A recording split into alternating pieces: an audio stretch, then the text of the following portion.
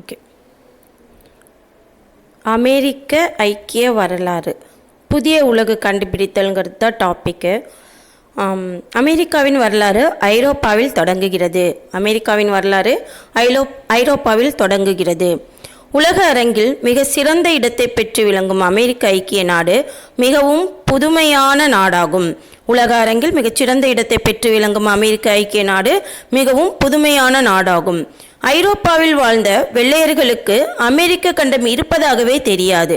ஐரோப்பாவில் வாழ்ந்த வெள்ளையர்களுக்கு அமெரிக்க கண்டம் இருப்பதாகவே தெரியாது. 15ஆம் நூற்றாண்டின் பிற்பகுதியில் ஐரோப்பியர்கள் உலகின் எல்லா பகுதிகளுக்கும் சென்று குடியேறலாயினர். 15ஆம் நூற்றாண்டின் பிற்பகுதியில் ஐரோப்பியர்கள் உலகில் எல்லா பாகங்களுக்கும் சென்று குடியேறலாயினர். கான்ஸ்டான்டினோபிள் இன்று இஸ்தான்புல் என நவீன துருக்கியில் உள்ளது. கான்ஸ்டான்டினோபிளின் தற்போதைய பெயர் இஸ்தான்புல். இது நவீன துருக்கியில் உள்ளது. அவர்கள் தங்களுடன் ஐரோப்பிய நாகரிகத்தையும் கொண்டு சென்றனர். அதாவது ஐரோப்பாவிலேருந்து அமெரிக்காவுக்கு வந்தவங்க தங்களுடன் ஐரோப்பிய நாகரிகத்தையும் கொண்டு சென்றனர். அக்குடியேற்றத்தின் ஒரு விளைவாகவே அமெரிக்க ஐக்கிய நாடு உருவாயிற்று எனலாம். இது அவங்களுடைய பூர்வக்குடிகள், அமெரிக்காவில் இருக்கிற பூர்வக்குடிகள் செவ்விந்தியர்கள் அப்படின்னு அழைக்கப்படுறாங்க. 500 ஆண்டுகளுக்கு முன்பு வரை அவங்க செவ்விந்தியர்கள் தான், பூர்வக்குடிகள்னு சொல்லப்படுறவங்க தான் அங்கே வாழ்ந்து கொண்டு வந்தாங்க. அவங்களுடைய தொழில் வேட்டையாடுதல், மீன் பிடித்தலாக இருந்தது. மொத்தம் 59 வம்ச பரம்பரையினர் அங்கு வாழ்ந்து வந்தாங்க. அவங்களுடைய மக்கள் தொகை 70 லட்சத்திற்கும் குறைவாக தான் இருந்தது அப்போதைக்கு. கிபி 9ஆம்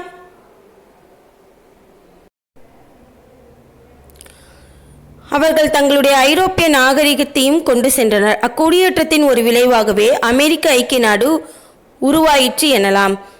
கிபி 9ஆம் 10ஆம் நூற்றாண்டுகளிலே ஸ்காண்டினேவியாவை சார்ந்த வைக்கிங்குகள் என்றழைக்கப்படும் கடற்கொள்ளைக்காரர்கள் ஐஸ்லாந்து, அதாவது கிழக்கு பகுதியாக பயணம் பண்ணி ஐஸ்லாந்து, வட அமெரிக்கா, கிரீன்லாந்து ஆகிய பகுதிகளை பற்றி அறிந்திருந்தனர். அங்கு குடியேற்றங்களையும் நாளாவட்டத்தில் உண்டாக்கினர். இந்த 9ஆம் 10ஆம் நூற்றாண்டுகளில் அமெரிக்க கண்டத்தில் முதல்ல கண்டுபிடித்தவங்க இந்த வைக்கிங்குகள் தான்.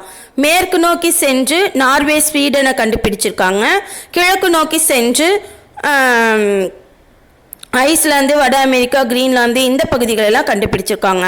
இந்த வைக்கிங்குகள் அப்படின்னு அழைக்கப்படுறவங்க ஸ்காண்டினேவியாவை சேர்ந்தவங்க. ஸ்காண்டினேவியா அப்படிங்கிறவங்க நார்வே, ஸ்வீடன். சரியா? நார்வே, ஸ்வீடன் பகுதியை தான், அந்த சுற்றி உள்ள பகுதிகள் தான் ஸ்காண்டினேவியா. இப்போ இவங்க ஒரு கடற்கொள்ளைக்காரர்கள். அப்போ அமெரிக்க கண்டத்தை முதலாக கண்டுபிடித்தவர்கள் வைக்கிங்குகள். 9ஆம் 10ஆம் நூற்றாண்டுகளில் இது நடந்தது. ஓகே. நார்வே நாட்டை சேர்ந்த நாரிஸ் எனப்படும் வகுப்பினரும் வட அமெரிக்காவின் வடபகுதிகளை பற்றி அறிந்திருந்தனர். நார்வே நாட்டை சேர்ந்த நாரிஸ் எனப்படும் வகுப்பினரும் வட அமெரிக்காவின் வடபகுதிகளை பற்றி அறிந்திருந்தனர். இந்த நாரிஸ் இன மக்களுடைய பழம்பாடல்கள் மூலம் இவங்களை பற்றின நியூஸ் நமக்கு தெரியுது. லைஃப் எரிக்சன், பியர்னி ஹெரியுல்சன் அப்படிங்கிற 2 பேர் கிபி 1000ஆவது ஆண்டில் வட அமெரிக்காவுக்கு போயிருக்கிறாங்க. அதைத் தொடர்ந்து கிபி 1007 கார்ல் செப்னி அப்படிங்கிறவர் அங்கு இறங்கி அங்கு வாழ்ந்த மக்களை சந்திச்சிருக்கிறதா சொல்கிறாங்க. ஸோ நார்வே நாட்டை சேர்ந்த நாரிஸ் அப்படிங்கிற வகுப்பை சேர்ந்த மக்கள். ஓகே. அடுத்து அவர்கள் அப்பகுதிகளுக்கு போய் செய்திகளை எல்லாம் ஐரோப்பிய மக்களிடையே பரவி இருந்த போதிலும் ஐரோப்பியர்கள் அப்பகுதிகளுக்கு சென்று பெருமளவில் குடியேறுவதில் நாட்டம் கொள்ளவில்லை. ஐரோப்பியர்களுடைய கவனம் எல்லாம் மத்திய தரைக்கடல் நாடுகளை சார்ந்தே இருந்தது. ஐரோப்பியர்களுடைய கவனம் எல்லாம் மத்திய தரைக்கடல் பகுதிகளை சார்ந்தே இருந்தது தவிர அமெரிக்கா பக்கத்து அவங்களுடைய கவனம் அப்போ வரைக்கும் இல்லை. எப்போ வரைக்கும்? 9ஆம் 10ஆம் நூற்றாண்டில் வைக்கிங்களும் போயிருக்காங்க. நார்வே நாட்டை சேர்ந்த நாரிசின மக்களும் அந்த பகுதிகளுக்கு போயிருக்கும் போதும் இந்த கவனம் அமெரிக்கா மீது அந்த மக்களுக்கு கிடையாது அப்படின்னு சொல்றாங்க. காரணம், அவர்களுடைய கவனம் எல்லாம் மத்திய தரைக்கடல் பகுதியை சார்ந்தே இருந்தது. காரணம் என்ன அப்படின்னா, மத்திய தரைக்கடல் நாடுகளே ஐரோப்பியர்களின் அங்காடிகளாக விளங்கின. மத்திய தரைக்கடல் நாடுகளே ஐரோப்பியர்களின் அங்காடிகளாக விளங்கின. கிறிஸ்துவின் புனித தலங்களை முஸ்லிம்களிடமிருந்து கைப்பற்றுவதற்காக நிகழ்ந்த சிலுவை போர்களில் போரிட்டு மீண்ட ஐரோப்பிய படை வீரர்கள் கீழே நாடுகளின் செல்வ செழிப்பை புகழ்ந்தது. அதுவும் ஒரு காரணம். சிலுவை போர்களில் ஐரோப்பிய படை வீரர்கள் போயிட்டு வெளியுலகத்தை தெரிஞ்சுட்டு வந்தாங்க. கீழே நாடுகளுக்கு வழி கண்டுபிடிப்பதற்கான முயற்சிகளில் நம்பிக்கையுடன் ஈடுபடுவதற்கான பல பயனுள்ள செய்திகள் ஐரோப்பியர்களுக்கு கிபி 13ஆம் 14ஆம் நூற்றாண்டுகளில் கிடைக்கலாயின. அப்படி என்னென்ன செய்திகள் கிடைத்தது?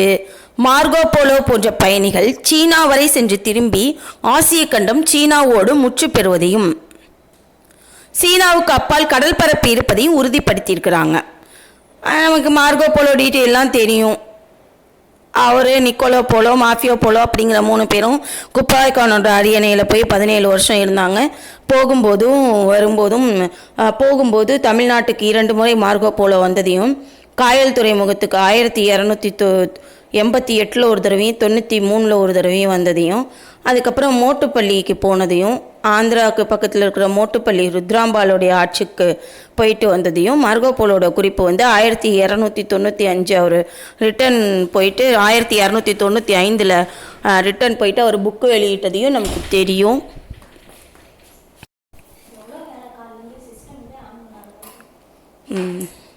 ஓகே,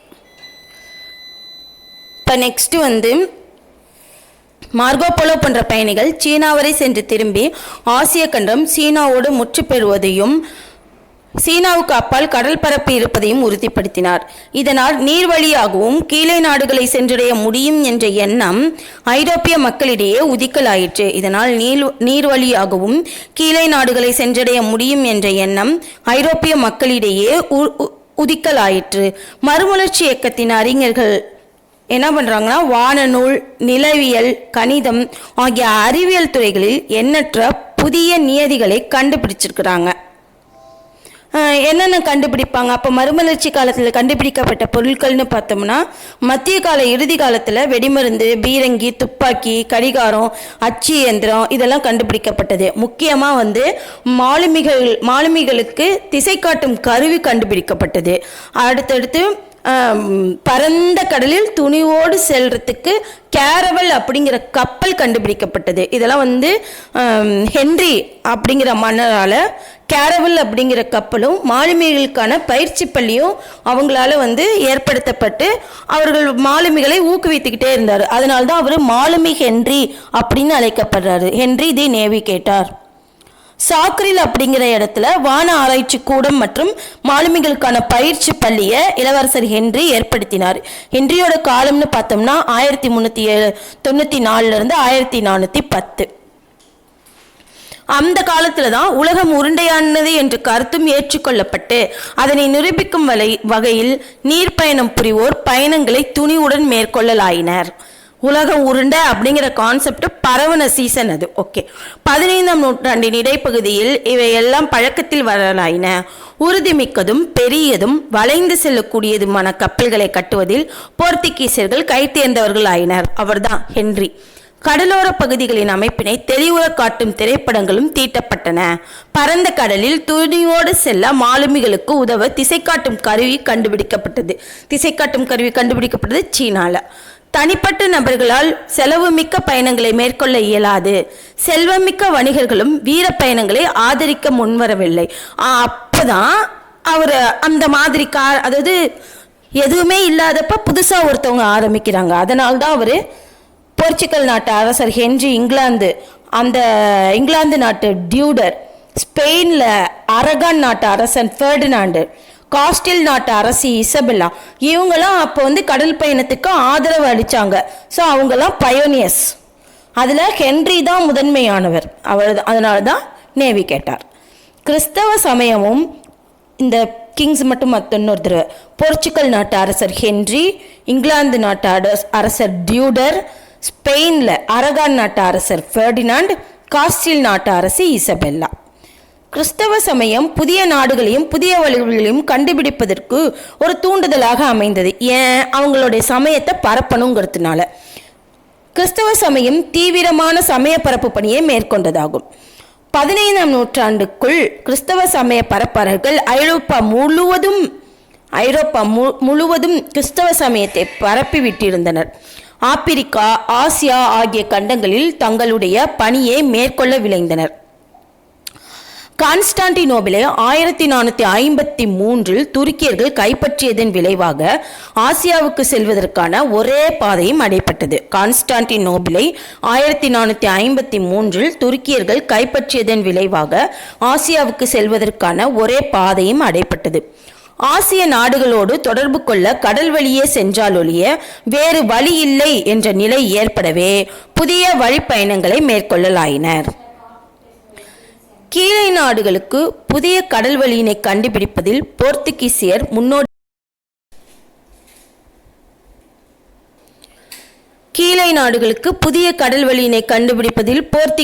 முன்னோடிகளாக விளங்கினர். 15ஆம் நூற்றாண்டில் ஆப்பிரிக்கா கண்டத்தின் வடபகுதியில் போர்த்துகீசியர்கள் பல ஆய்வு பயணங்களை மேற்கொண்டனர். 15ஆம் நூற்றாண்டில் ஆப்பிரிக்கா கண்டத்தின் வடபகுதியில் போர்த்துகீசியர்கள் பல ஆய்வு பயணங்களை மேற்கொண்டனர். போர்த்துகீசிய இளவரசரான ஹென்றி புதிய நாடுகளை கண்டு ஆராய்வதில் மிகுந்த ஆர்வம் கொண்டிருந்தார். போர்த்துகீசிய மாலுமிகள் ஆப்பிரிக்காவின் மேற்கு கடற்கரையோரமாக கடற்பயணங்களை மேற்கொண்டாங்க. போர்த்துகீசிய மாலுமிகள் ஆப்பிரிக்காவின் மேற்கு கடற்கரையோரமாக கடற்பயணங்களை மேற்கொண்டாங்க. 1460க்குள் அவர்கள் ஆப்பிரிக்காவின் மேற்கு கரையோரத்தின் வெகு தூரம் வரை சென்றிருந்தனர். 1460க்குள் அவர்கள் ஆப்பிரிக்காவின் மேற்கு கரையோரத்தின் வெகு தூரம் வரை சென்றிருந்தனர். ஆப்பிரிக்காவின் வடபகுதிக்கருகே அட்லாண்டிக் பெருங்கடலில் இருந்தே மடைரா, கானரிஸ், அசோர்ஸ் ஆகிய தீவுகளில் குடியேற்றங்களையும் நிறுவினர். 1460க்குள்ளாகவே அவங்க ஆப்பிரிக்காவுடைய மேற்கு கடற்கரை ஓரத்தில் வெகு தூரம் வரை சென்றிருந்தாங்க. ஆப்பிரிக்காவின் வடபகுதிக்கு அருகே அட்லாண்டிக் பெருங்கடலில் இருந்தே மடைரா, கானரிஸ், அசோர்ஸ் ஆகிய தீவுகளில் குடியேற்றங்களையும் நிறுவியிருக்காங்க. ஆப்பிரிக்காவில் இருந்து நீக்ரோக்களை பிடித்து வந்து தங்கள் நாட்டின் வேலை செய்ய வைத்தனர். இதிலிருந்து தான் அடிமை வாணிகம், அடிமைத்தனம் பிறந்திருக்கு. ஸோ 1460க்கு பிறகு மக்களை அடிமைகளாக கொண்டு வர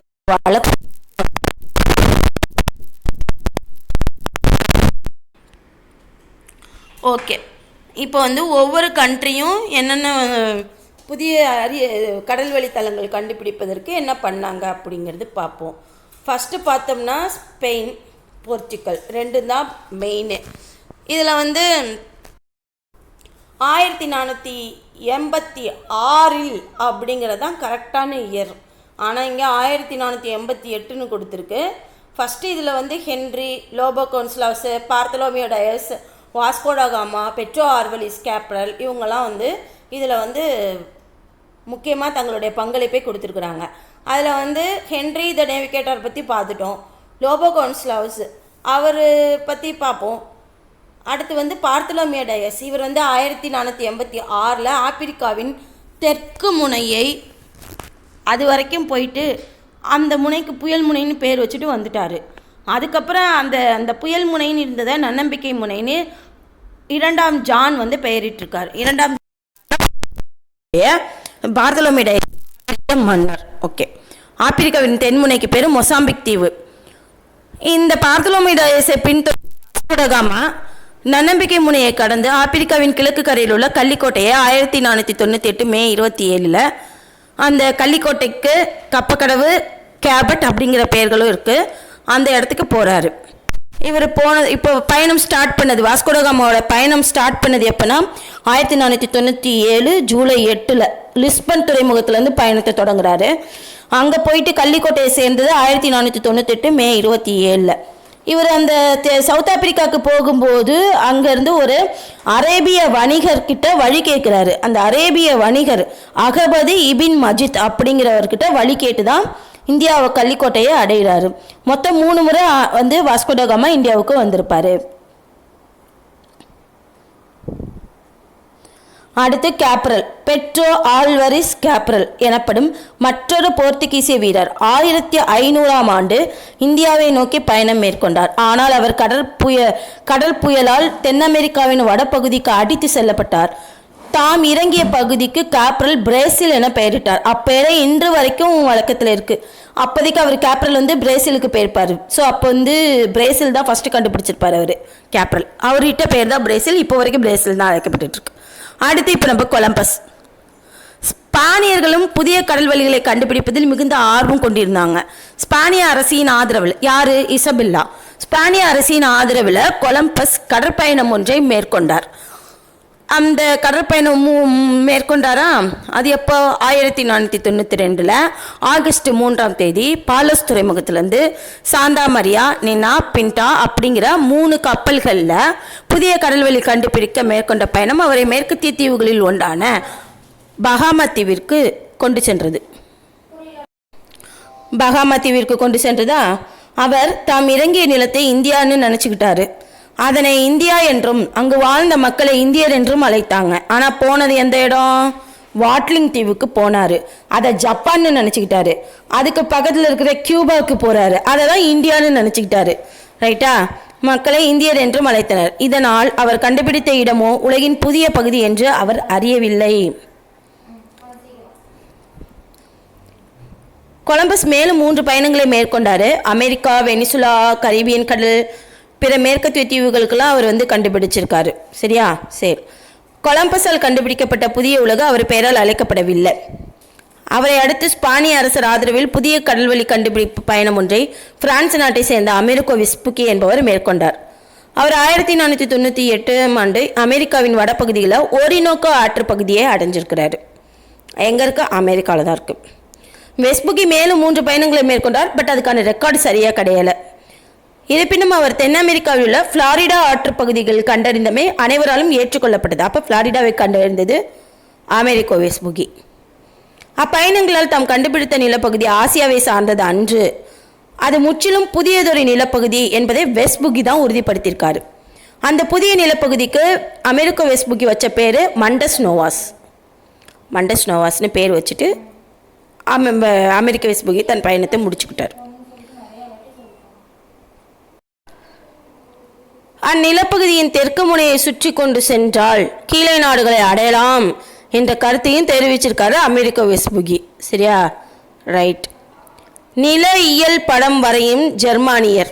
அவர் பேர் Martin Waldseemuller. Martin Waldseemuller. இங்கே மார்க்ஸ் முல்லர்னு இருக்கு, அது தப்பு. மார்ட்டின் வால்டூசி முல்லர் அவர் பேர். அவர் தான் நிலவியல் படம் வரையும் ஜெர்மானிய நாட்டை சேர்ந்த நிலவியலாளர். ஒருவர் புதிதாக கண்டுபிடிக்கப்பட்ட நிலத்திற்கு அவரை கண்டுபிடித்த அமெரிக்கோ வெஸ்புக்கியை பாராட்டும் வகையில் அமெரிக்கா என்று வழங்கப்பட வேண்டும் அப்படின்னு ஃபஸ்ட்டு கோரிக்கை விடுத்தவர் இவர் தான். இதை மற்ற வரலாற்றாளர்கள்லாம் ஏற்றுக்கொண்டதுனால அந்த இடத்துக்கு பேர் அமெரிக்கான்னு பேர் வந்தது. அப்போது அமெரிக்காங்கிற பிரதேசத்தை கண்டுபிடிச்சவர் கொலம்பஸ் கண்டுபிடிச்சார். கொலம்பஸ் கண்டுபிடிச்சது அமெரிக்கா கொலம்பஸ் கண்டுபிடிச்சது வந்து அவர் என்ன நினச்சிக்கிட்டாரு? கொலம்பஸ்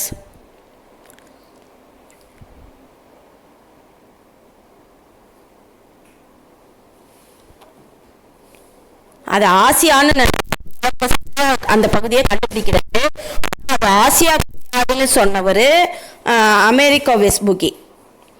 அது ஆசியா கிடையாது, அது உலகம் அப்படின்னு சொல்லி அந்த அமெரிக்கோ வெஸ்புக்கியா அந்த இடத்துக்கு பேர் மாண்டஸ் நோவாஸ்னு பேர் வச்சிட்டார். அதுக்கப்புறம் அந்த அமெரிக்கா படம் ஜெர்மனியில் நிலவியல் படம் அறிஞர் வால்டூசி முல்லர் தான் அந்த இடத்த அது ஒரு புதிய உலகம் அப்படிங்கிறத அக்செப்ட் பண்ணி அந்த புதிய உலகத்தை கண்டுபிடித்ததுக்காக அந்த நோட்ஸ்லாம் கொடுத்துருப்பார்ல, அதை வச்சு தானே கண்டுபிடிச்சிருக்காங்க. அதனால அந்த மதிப்பளிக்கும் விதமாக அமெரிக்கோ வெஸ்புக்கியோட பேரை அமெரிக்கா அப்படின்னா அந்த நிலப்பகுதிக்கு புதிய நிலப்பகுதிக்கு வச்சார். பேர் வச்சவர் மார்ட்டின் வால்டூசி முல்லர். ஆனால் அமெரிக்கா வெஸ்புக்கி வச்ச பேர் மாண்டஸ் நோவாஸ். அமெரிக்காவை கண்டுபிடிச்சது கொலம்பஸ். புதிய வழிகளையும் புதிய நாடுகளையும் கண்டுபிடிப்பதில் ஸ்பானியர்களும் போர்ச்சுகீசியர்களுக்கும் இடையே போட்டி ஏற்பட்டது. அக்காலத்தில் ஐரோப்பாவில் போப்பாண்டவர் மிக உன்னதமான ஓர் இடத்தை பெற்றிருந்தார். அவருடைய வாக்கினை மக்களும் மீறமாட்டார்கள். ஸ்பானிய அரசர் புதிய நாடுகளை கண்டுபிடிப்பதில் போர்ச்சுகீசியருடன் ஏற்பட்ட போட்டியினை தீர்த்து வைக்குமாறு வேண்டிக்கொள்ள போப்பாண்டவரும் 1493 ஒரு தீர்ப்பை வழங்கினார். அது போப் ஆணை அப்படின்னு அழைக்கப்படுது. அது 6ஆம் அலெக்சாண்டர் போப்பு 1493 வெர்டிமுனை தீவு, அந்த அட்லாண்டிக் பெருங்கடலில் இருக்கிற வெர்டிமுனை தீவு, அதிலிருந்து மேற்கில் 320 கிலோமீட்டரில் ஒரு கோடு போடணும். வடக்கு தெற்காக ஒரு கோடு வரைந்து அந்த கோட்டுக்கு மேற்கே ஸ்பெயினும் கிழக்கே போர்ச்சுகலும் போகிறதா முடிவு. ஆப்பிரிக்காவின் மேற்கு கரையோரம் வரையப்பட்ட கற்பனை கோட்டிற்கு கிழக்கே உள்ள பகுதிகளுக்கெல்லாம் போர்த்துகீசியர்கள் குடியேற்றத்திற்கும் மேற்கே உள்ள நிலப்பகுதிகளுக்கெல்லாம் ஸ்பானியர் குடியேற்றங்களுக்கும் என உலகம் 2 கூறுகளாக பிரிக்கப்பட்டு அந்த மாதிரி முடிவு செய்யப்பட்டது. ஆனால் அந்த கற்பனை கோடானது என்ன ஆயிடுச்சுன்னா, இவங்க 2 பேரும், அதாவது ஸ்பெயினும் போர்ச்சுகலும் பேசிக்கிட்டு இந்த கற்பனை கோடு எங்களுக்கு வேண்டாம் அப்படின்னு டார்டசெலாஸ் ஒப்பந்தம்னு சொல்லி அந்த 2 நாடுகளுக்கும் இடையில ஒரு ஒப்பந்தம் பண்ணிக்கிறாங்க. அது எப்பன்னா கரெக்டாக போப்பானைக்கு அடுத்த வருஷம், போப்பானை 1493, அப்போ அதுக்கு அடுத்த வருஷம் 1494. அப்போ அதே வெர்டிமுனை தீவு, அட்லாண்டிக் பெருங்கடலில் இருக்கிற வெர்டிமுனை தீவுகளுக்கு மேற்கே அங்கே போப்பாண்டவர் 320 கிலோமீட்டரில் ஒரு கோடு போட சொன்னார். இங்கே 1185 கிலோமீட்டரில் ஒரு கோடு வரையப்பட்டு 1180 வரையப்பட்டு அந்த கோட்டிலிருந்து மேற்கு பகுதி ஸ்பெயினும் கிழக்கு பகுதி போர்ச்சுகலும் போகிறதா முடிவு பண்ணிக்கிட்டாங்க. பின்னர் அந்த கற்பனை கோணானது காப்ரலால் கண்டுபிடிக்கப்பட்ட பிரேசிலே போர்த்துகீசியர் பெரும்படி மேற்கே தள்ளி போடப்பட்டது. அவரவர்களுக்கு கொடுக்கப்பட்ட பகுதியில் அவரவர்களுக்கு வியாபாரம் செய்யவும் குடியேற்றம் நிறுவவும் தனி உரிமை வழங்கப்பட்டது. அவ்வுரிமையை ஆதரவாக கொண்டு குடியேற்றங்களை அமைப்பதில் போர்த்துகீசியரும் ஸ்பானியரும் தீவிரமாக முனைந்தனர். புதிய உலகில் சிறிது சிறிதாக ஸ்பானியர்கள் தென் அமெரிக்காவின் பெரும் பகுதி, நடு அமெரிக்கா, மெக்சிகோ, புளோரிடா ஆகிய இடங்களில் தங்கள் குடியேற்ற நாடுகளை நிறுவினர். போர்த்துகீசியரின் புதிய உலகில் பிரேசிலை மட்டும் தங்கள் ஆளுகைக்கு உட்படுத்தினார்கள். 16ஆம் நூற்றாண்டின் இறுதியில் ஸ்பெயின், போர்ச்சுகல் ஆகிய நாடுகளின் தனி உரிமைகள் இங்கிலாந்து, ஹாலந்து, பிரான்சு ஆகிய நாடுகளின் தாக்குதல்களுக்கு இரையாயின. இங்கிலாந்தும் ஹாலந்தும் புராட்டஸ்டாண்ட் நாடுகளாக மாறிவிட்டமையால் போப்பாண்டவரின் கட்டளைகளை ஏற்கவில்லை. எனவே புதிய நாடுகள் கண்டுபிடிப்பது பற்றி ஸ்பெயினுக்கும் போர்ச்சுகலுக்கும் உலகை 2 பகுதிகளாக பிரித்து கொடுத்தது வழங்கிய தீர்ப்பையும் ஏற்கவில்லை. ஸ்பெயினுக்கும் போர்ச்சுகலுக்கும் வழங்கப்பட்ட பகுதிகளை இங்கிலாந்து, ஹாலந்து, பிரான்ஸ் போன்ற பிற நாடுகள் குடியேற்றங்கள் நிறுவவும் அங்கு வாணிகம் செய்யவும் முற்பட்டன. மேலும் கடற்கொள்ளைக்காரர்களும் கள்ள வணிகர்களும் ஸ்பானியர், போர்த்துகீசியர் ஆகியோரும் வாணிகத்தில் குறுக்கிட்டு வாணிக வளத்தை குறைத்தனர். புதிய கடல் வழிகளை கண்டுபிடிப்பதில், புதிய உலகில் குடியேற்றங்கள் நிறுவுவதிலும் இங்கிலாந்து சிறிது காலம் தாழ்த்தியே ஈடுபட்டது.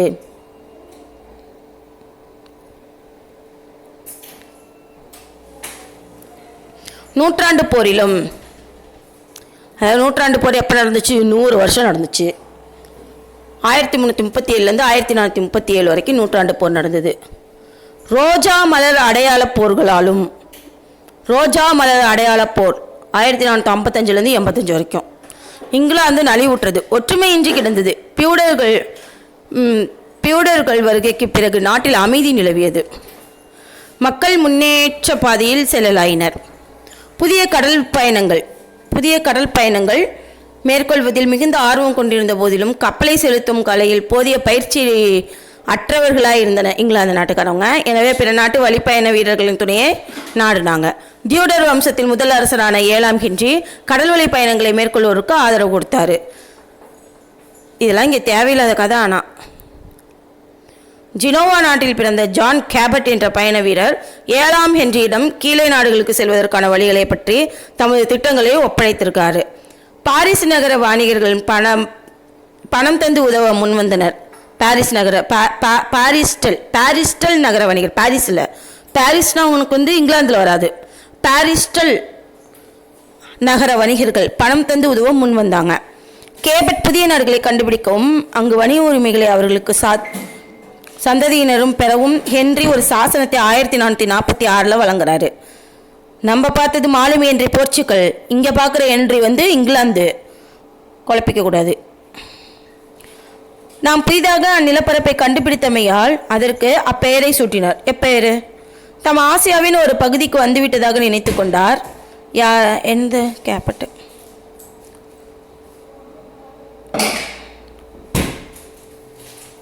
7ஆம் ஹென்றி டியூடர் வம்சத்தின் ஹென்றி ஒரு சாசனத்தை 1446 வழங்குகிறார். தாம் புதிதாக அந்த நிலப்பரப்பை கண்டுபிடித்த மேல் அதற்கு அப்பெயர் சூட்டினார். தாம் ஆசியாவின் ஒரு பகுதிக்கு வந்துவிட்டதாக நினைத்து கொண்டார். அடுத்த முறை மேற்கொண்ட பயணத்தில் வட அமெரிக்கா கரையோரமாக செசாபிக் குடா வரை சென்ற போதிலும் கேபட் திரும்பி வருகையில் கடலில் காணாமற் போய்விட்டதாக கூறப்பட்டது. கேபட் காணப்பட்டார். அவர் மகன் செபாஸ்டியன் கேபட்டை தந்தை விட்டு சென்ற பணியை மேற்கொண்டார். இவரும் நியூ ஃபவுண்ட்லாந்து என்ற பகுதியை சென்றடைந்தார். அது புதுசாக கண்டுபிடிச்சனால அந்த பகுதிக்கு பேர் நியூ ஃபவுண்ட்லாந்துன்னு வச்சாங்க. புதிதாக கண்டுபிடிக்கப்பட்ட ஒரு நிலம், அதான் அதுக்கோட மீனிங்கு. ஆனால் இப்போ வரைக்கும் அது பேர் நியூ ஃபவுண்ட்லாந்துன்னு தான் அழைக்கப்படுது. அங்கே ஒரு மீன் வகை அப்பகுதியில் ஏராளமாக கிடைப்பதை அறிவித்து அதில் ஆங்கில வணிகர்களை ஈடுபட செய்தார். அந்த மீன் வகை காட் அப்படிங்கிற மீன். ஓகே, நியூ ஃபவுண்ட்லாந்தில் காட்டு வகை மீன். வட அமெரிக்க கடலோரத்தை ஆங்கிலேயர் கண்டறிந்ததும் நில அரசியல் சூழ்நிலைகளின் காரணமாக 7ஆம் ஹென்ரியின் காலத்தில் அங்கு குடியேற்றங்களை நிறுவ இயலாத நிலையில் இருந்தாங்க. 7ஆம் ஹென்றி தமது மகனுக்கு, அதாவது பின்னர் 8ஆம் ஹென்றி ஆனவருக்கு ஸ்பானிய இளவரசியை மணம் முடிக்க முயன்று கொண்டிருந்தார். சரி, எனவே புதிய நாடுகளை கண்டுபிடிப்பதில் ஒரு தொடக்கம் ஏற்பட்டது. தீவிரமாக குடியேற்றங்களை நிறுவுவதில் ஆங்கிலேயர்கள் அப்போ வரைக்கும் ஈடுபடவே கிடையாது. 8ஆம் ஹென்ரியின் ஆட்சி காலத்தில் பல அரசியல் சிக்கல்கள் ஏற்பட்டமையாலும் இங்கிலாந்தில் சமய சீர்திருத்தம் மேற்கொள்ளப்பட்டமையாலும் அரசரும் மக்களும் குடியேற்றங்களை ஏற்படுத்தல அதிக நாட்டம் கொள்ளலை.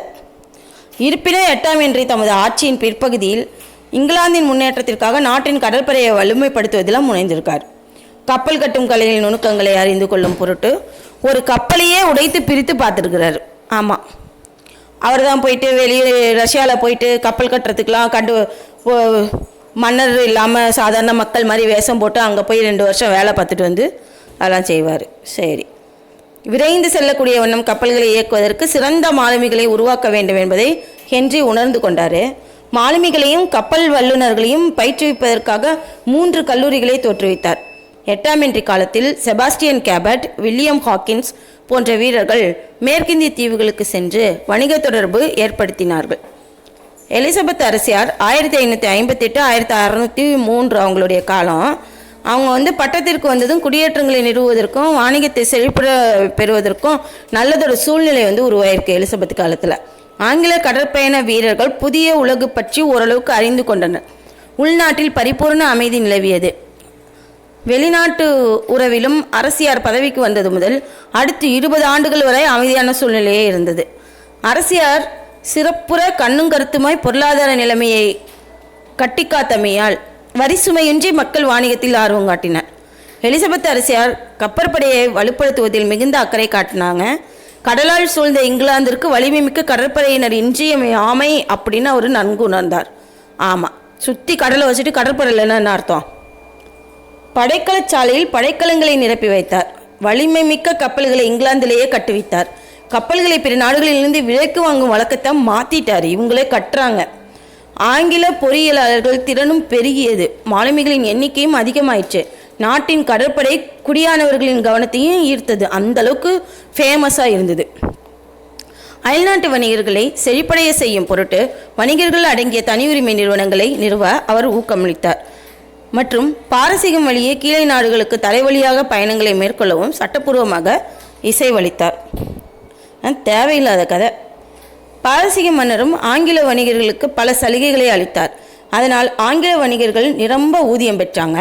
புதிய உலகில் ஸ்பானியர்களுடைய வாணிக முறை சிறப்புற அமையவில்லை. குடியேற்றங்களை தேவைகளின் தாய்நாடான ஸ்பெயின் பூர்த்தி செய்ய முடியவில்லை. ஸ்பெயினில் வணிகர்கள் விலையினை உயர்த்தியும் தனி உரிமைகளை கட்டுப்படுத்தியும் வந்தாங்க. அதனால் குடியேற்றங்களில் வாழும் மக்களோ குறைந்த விலையில் அதிக பொருட்களை வாங்குவதற்கு காத்திருந்தனர். ஸ்பானிய குடியேற்றங்களில் அதிகாரிகளின் கையில் சிக்காமல் மிகுந்த ஊதியத்தோடு வாணிகம் செய்ய நல்ல சூழ்நிலை ஏற்பட்டது. அப்படி வாணிகம் செய்த அந்நிய நாட்டவருக்கு உரிமையற்ற வணிகர் என்ற பெயர் தரப்பட்டது. இதனை முதலாக ஆரம்பித்தவர் இங்கிலாந்தை சேர்ந்த சர் ஜான் ஹாக்கின்ஸ் என்பவர். அவர் வந்து அடிமைகள் வாணிகத்தை தொடங்கி வைத்தவர் அப்படின்னே சொல்லலாம். சர் ஜான் ஹாக்கின்ஸ் அப்படிங்கிறவர். ஹாக்கின்ஸ் முறையாக ஸ்பானிய அரசுக்கு விண்ணப்பித்து உத்தரவு பெற்று வாணிபத்தை மேற்கொள்ளாமல் நேரடியாக போய் ஸ்பானிய குடியேற்றங்களில் செலுத்த வேண்டிய சுங்கவரிகளை எல்லாம் செலுத்திவிட்டு மிகவும் நேர்மையான வணிகர் போல நடந்து கொண்டார். 1562 ஆப்பிரிக்காவின் மேற்கு கடற்கரையோர நாடுகளுக்கு சென்று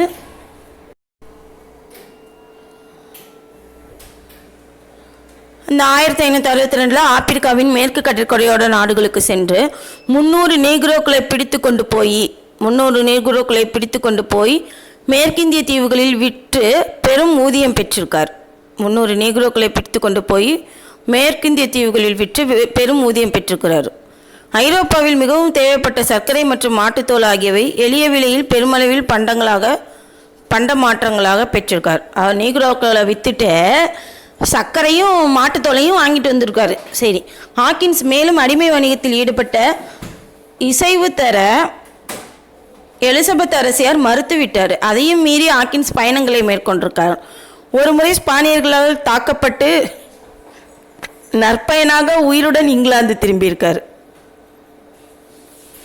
நக்கலுக்கு புதிய உலகில் ஸ்பானியர்களுடைய எதிர்ப்பு காஞ்சிய ஆங்கிலேயர் பசிபிக் பெருங்கடல் பகுதியில் நாட்டம் கொண்டனர்.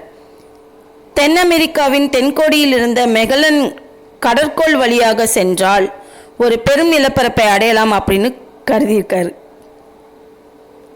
தென் அமெரிக்காவின் தென்கோடியுள்ள மெகலன் ஜலசந்தின்னு சொல்லுவோம். இப்போ அது வழியாக போனால் ஒரு பெரும் நிலப்பரப்பை அடைய கட்டாயமாக கிடையாது, அது பெரும் கடல் பரப்பு.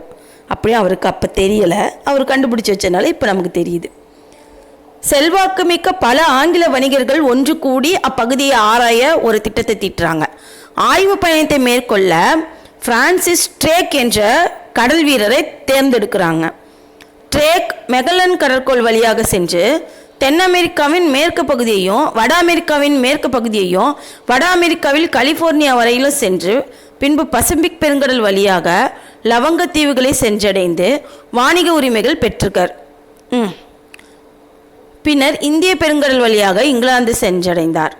ட்ரேக் சிறப்புற முதன்முறையாக உலகை சுற்றி வந்த பெருமை பெற்றார். அப்போது உலகை சுற்றி வந்தவர் யார்? ட்ரேக் தான். சரி, வந்தார். இங்கிலாந்திலிருந்து வடமேற்கு வழியாக சென்றாலும் கீழே நாடுகளை சென்றடையலாம் என்ற கருத்து இருந்து வந்தது.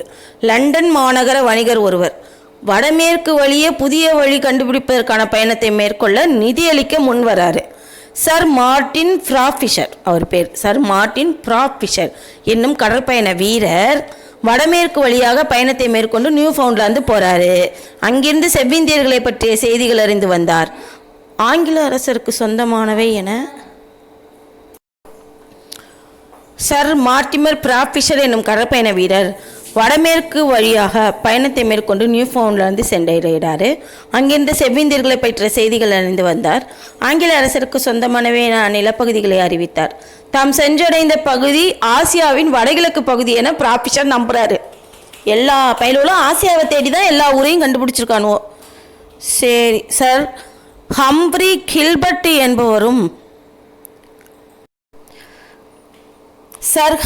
கில்பர்ட் என்பவரும் வடமேற்கு வழியாக கீழே நாடுகளை சென்றடையலாம் என்ற கருத்தில் நம்பிக்கை கொண்டிருந்தார்.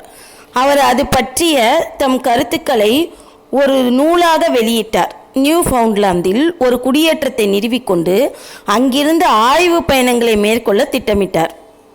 சரி, ஆனால் அவர் குடியேற்றம் ஒன்றை அமைக்கவில்லை. அதற்கு பின் ஜான் டேவிஸ் என்பவர் அதே திசையில் பயணங்களை மேற்கொண்டார். அவர் கிரீன்லாந்து சென்றடைந்து அங்கிருந்து கடலுக்கு வந்து தம் பெயரை சூட்டி கொண்டார். என்னது? ஜான் டேவிஸ்னு பேர், தன்னோட பேரை வச்சுக்கிட்டார். சரி, கிரீன்லாந்துக்கு போய் அங்கே இருக்கிற கடலுக்கு ஜான் டேவிஸ்னு பேர் வச்சுக்கிட்டார். அவர் பனியால் மூடப்பட்ட ஆர்டிக் பெருங்கடலை கண்ட பின் ஆசிய கண்டத்தை காண முடியவில்லை. நிதிச்சிக்கல் காரணமாக டேவிஸ் தம் ஆய்வு பயணங்களை கைவிட்டுட்டார். முதல் பிரிட்டிஷ் குடியேற்றத்தை நிறுவுவதற்கான முயற்சி வடமேர்வழி பயணங்களின் விளைவாகவே மேற்கொள்ளப்பட்டது. வட அமெரிக்காவில் ஒரு அடித்தளத்தை அமைத்து கொண்டு அங்கிருந்து ஆய்வு பயணங்களை மேற்கொள்வது எளிதாயிருக்கும் என கருதினார். கில்பர்ட் அத்தகைய ஓர் அடிமைத்தனத்தை நியூ ஃபவுண்ட்லாந்தில் அமைக்க விரும்பினார். ஆனால் அவர் வெற்றி பெறவில்லை. அவர் விட்டு சென்ற பணியை சர் வால்டர் ராலே மேற்கொண்டார். ராலே வட அமெரிக்காவின் தெற்கு பகுதியில் ஒரு குடியேற்றத்தை நிறுவ முயன்றார்.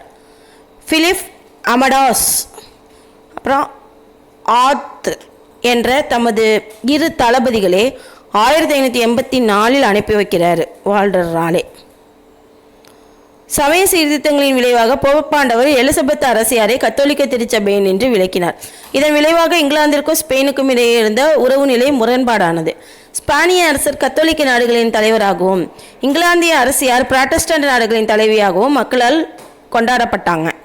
ஸ்பானிய அரசரான 2ஆம் பிலிப் போப்பாண்டவரின் ஆதரவோடு புராட்டஸ்டன்ட் நாடான இங்கிலாந்தை கைப்பற்ற திட்டமிட்டார்.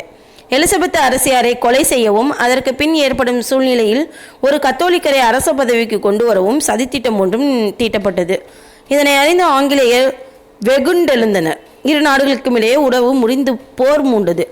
வரலாற்று சிறப்புமிக்க இப்போர் 1585 88 வரைக்கும் ஸ்பானிய கப்பற்படை ஆங்கில கப்பற்படையால் சின்ன பின்னமாக்கப்பட்டது. ஸ்பானிய ஆர்மடா 1588 சுக்குநூறாக ஆயிடுச்சு.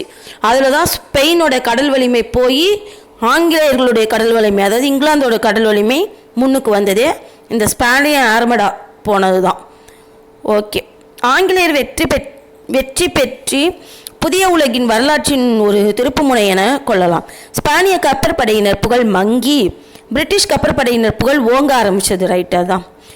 ஸ்பெயினின் வலிமை குன்றியதால் ஆங்கிலேயர் துணிவுடன் குடியேற்றங்களை நிறுவுவதில் முனைந்தனர்.